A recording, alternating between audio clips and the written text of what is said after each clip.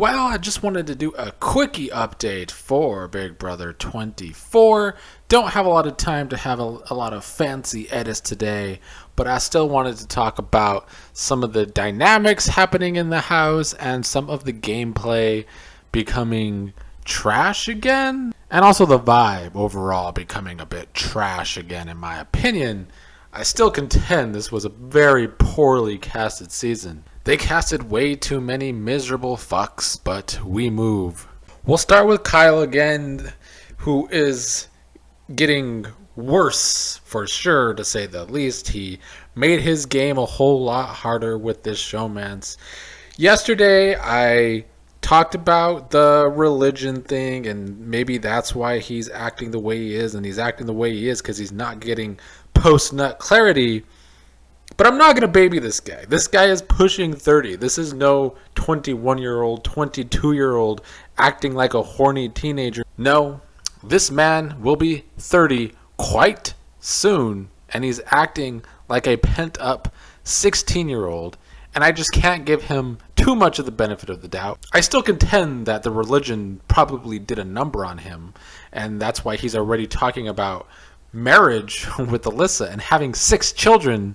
Yeah, the Mormon hasn't quite gone away on that, but his brain has been turned to mush, and he's starting to get reckless with his game, which can get a whole lot worse from what I've been seeing from him over the past 24 hours.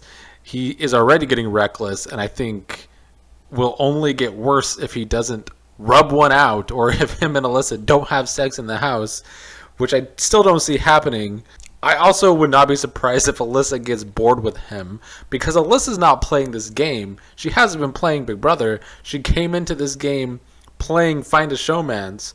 She found it, but will she get bored? I would not be surprised. But what's even worse from Kyle is, when all of this leftover stuff happened, I rightfully gave Joseph credit, but I also gave Kyle credit because he did maneuver in the game. He did.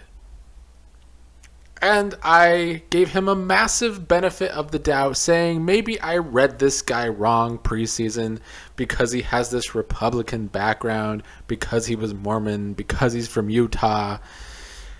And I doubted my initial gut. I said I was wrong in my first impressions video about him. Turns out, however, I was spot fucking on. And I should never doubt my gut. Never doubt your gut, people. Never doubt it. I said preseason, well, one thing I wasn't correct about, but the bigger picture I said that if Kyle would probably be the one suspecting the cookout. Turns out that was Daniel.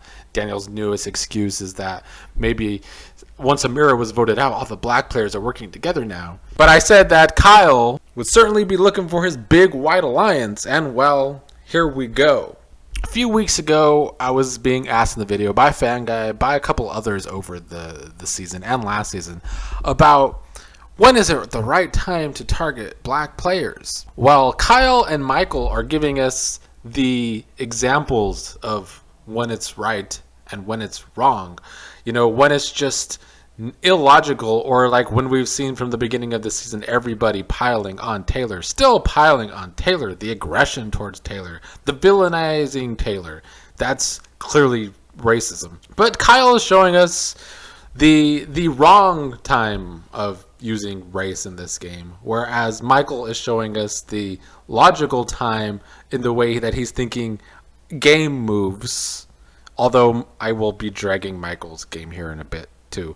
But Kyle is all of a sudden, now that he wants to save Alyssa, his showmance, and he made his game harder, Kyle's very, let's all the white people work together. Kyle's even offered up working with Daniel to Michael going forward.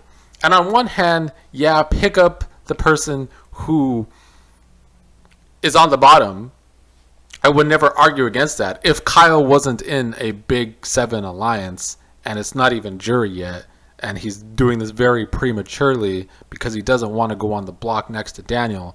But he's also bringing this to Michael, who has no prior relationship with Daniel, hates Daniel still for putting him on the block the first week, and Daniel has no relationship with Michael. But Kyle's already throwing out working with Daniel, despite all the shit Daniel's done in this game to Taylor after Kyle was talking this big game to Taylor about how, the Alliance is here to protect Taylor. And so Kyle is now talking to Michael about how they need to work with Turner and Brittany in this alliance and turn on Monty and Joseph very soon. I talked about yesterday, made a joke about it, Kyle wanting to go to the end with Michael, Brittany, and Turner within the leftovers. Shocking, I know. But here comes more of the illogicalness of this thought process and how it is racial bias, is because Kyle's excuse to want to do this is get out the big competitors of Monty and Joseph, who have won one competition between them both. It's illogical because he's telling this to Michael, the man who has won 3 vetoes, the man who has won the most challenges in this game. Michael has won triple the amount of most people in this house other than Daniel. Oh, who, by the way, Kyle is saying he also wants to work with Daniel. So makes no logical sense in the game. This is the racial bias that has always come into play in these games. The excuse of take out the big threat, take out the big competitors. But how are they a bigger threat and competitor than the guy who's won all the challenges, Michael? And especially when you're saying you want to also team up with Daniel, possibly, who is the other person who has actually won challenges. So Kyle has decided to be problematic for pussy. That is what has happened here. People could call him a simp, sure, but he's also just so bad at this that he is already wanting to be problematic for the pussy that he might not even get. So that is a great example of how black players have what they've had to deal with in these games since the beginning of them, and why the cookout happened and was a response to this kind of gameplay. Michael is giving us the actual gameplay that is logical in his thought process. If Michael's talking to Brittany how their best bets going to the end are Alyssa and Indy because they're beatable in challenges and beatable at the end, Michael's thought process is actually logical, not based on any racial bias, actually based on gameplay. But Michael is showing an example of wanting to go to the end with a bunch of white players, but it actually has game motivation and actual logic, when on the flip side, Kyle is showing his ass that he really is a Republican from Utah who has clearly lived a very sheltered life. And I will not baby him on this channel, so you'll have to go elsewhere if you want some babying of Kyle going forward. If Kyle was a woman or another race, he would have destroyed his social game this week with what he has already doing, already talking about breaking up the alliance even though it's not even jury, already thinking so far ahead, already making his showmans kind of obvious because he's getting sloppy. But he's not a woman and he's a white guy, so he can save face because there are other white people to work with. And in this game of Big Brother, they all tend to think the same, that working together just feels right. I do need to drag Michael's gameplay, though, here for a while, because he has a logic endgame. And Michael, I think, has a lot of logical thoughts. But so far, he has not been a good player, in my opinion. He's been subpar at best, and we're going to really just go through his game so far. Michael was brought in to Paloma's pack by Paloma, and Paloma only.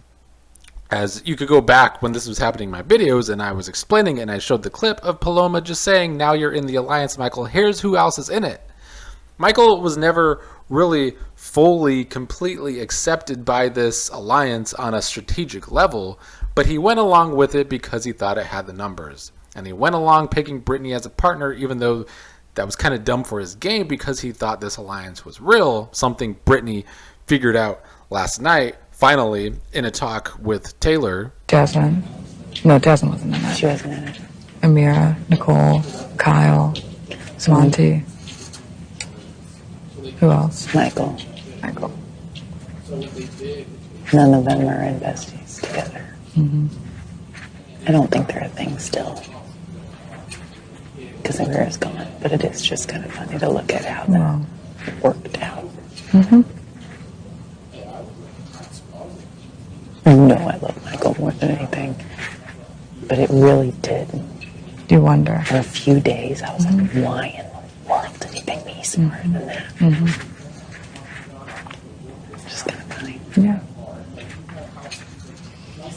Please don't say anything. I would never. Okay. We'll get back to Brittany and Taylor here in a second. But Michael was so on board with that alliance despite having any real connections in that alliance outside of Paloma, and Paloma left the game, yet he still continued on, and then his only real connection in that alliance became Kyle, but not really anything else. And I've come to the conclusion that Michael takes his real allies for granted. He takes Brittany for granted, and Brittany's kind of onto that. He should know by now Brittany is the closest person to him in this house, and I still feel like he takes that for granted. They are a good duo, I would say, but I think Michael thinks he can make Brittany do things and push Brittany in the direction he wants to push her, and I just don't think that's going to happen. I think Brittany is here to play her own game, for better or for worse. I think Michael can be added to the long line in this season of passive players. I need to see Michael actually start making some game moves that make sense. I need to see Michael stop taking his real allies for granted. So far, he's really only getting by as a good player by some people because he's won some vetoes. But to me, winning competitions doesn't make you a good player necessarily. It just makes you good at winning competitions. And in Big Brother, there's such crapshoots. Doesn't really matter. So until I see Michael get information and actually use it wisely and not just do passive game moves, I can't give him too much credit. I can give Brittany more credit for figuring things out, for realizing her spot in the game, for working on her connection to Taylor, which I think is going to be very important to both of them going forward. I think they're both starting to come to the conclusion that a lot of the guys in their alliance will try to use them again and again and again, and that they need each other, but they also need to start trying to get their ways a little more. I was going to talk about Jasmine and Nicole and all their threats, but it was covered a lot by YouTube yesterday. But let's just say, Nicole has threatened to beat Taylor's ass and beat Brittany's ass, and Jasmine's been threatening to beat Taylor with her cane now that production has made Jasmine use her cane. Oh, God, I hate these people. I really do. In past seasons, we see a lot of guys talking this way, but not really the women. They really went and casted a bunch of uncouth women this season, haven't they? Lastly, Terrence is playing this floater game. I've talked about it sometimes. Very much trying to play the rat game. The leftovers kind of didn't put in a lot of work with Terrence this week. And Daniel and Nicole have been talking his ear off. And Terrence seems to possibly be falling for that. To possibly vote to keep Nicole to stay and vote out Taylor, which I think is going to be very bad for Terrence's game if this actually goes through. I think Terrence is a great liar. One of the best liars in the house. However, I think Terrence just has a very bad read on the game most of the time. He had a good read when he was on the block, but that's because he was actually getting information. But when he's not getting information, he quickly kind of becomes more of a coaster than a floater and just kind of goes along with whatever way he thinks has the numbers, instead of actually putting in some more work to figure where things actually lie and be a floater. Him voting and making it a tie this week, I think, is exposing that he can't be trusted too early in the game. I think he would be exposed that his word is never his bond. And maybe Taylor would actually realize that about Terrence. There's some people that haven't realized that, like Taylor. And if he doesn't vote for her to stay, I do think it really hinders Terrence's game and makes him an easy target much, much sooner rather than later. They could probably get Jasmine on board. I think Monty could definitely get Jasmine on board. Jasmine and Alyssa just want to be where the numbers are this week. Indy, as we showed at the beginning, just wants Taylor to go. I don't know if she would go with the numbers too or not. I think she might just vote for Taylor either way, even though Taylor's done nothing to this woman. Indy's just another badly casted member of this cast. The entire cast almost just sucks as people and sucks as game players. If it is a tie, it would be interesting to see Monty break a tie. That would probably for sure split the house. But I think they're playing with fire, and I think the Leftovers alliance doesn't have a lot of legs the way it's looking, especially with Kyle, now with Alyssa. I think it was Ray Rush in the comments yesterday, who's always watching. Thank you, Ray. Talking about how Alyssa is dangerous for the Leftovers game. I think it's more that Alyssa, and I said this in the comments, Alyssa makes Kyle dangerous for the Leftovers game. Alyssa has not played Big Brother yet. She's been trying to play Love Island. Her head's not in the game. If her head was in the game, she would be super dangerous. She could use Kyle as a weapon. She could play the Nicole Franzel game. But her head's not in the game. But we'll see what the Leftovers do. I will probably be back Friday after the eviction and the new HOH to talk what's going on for the new week.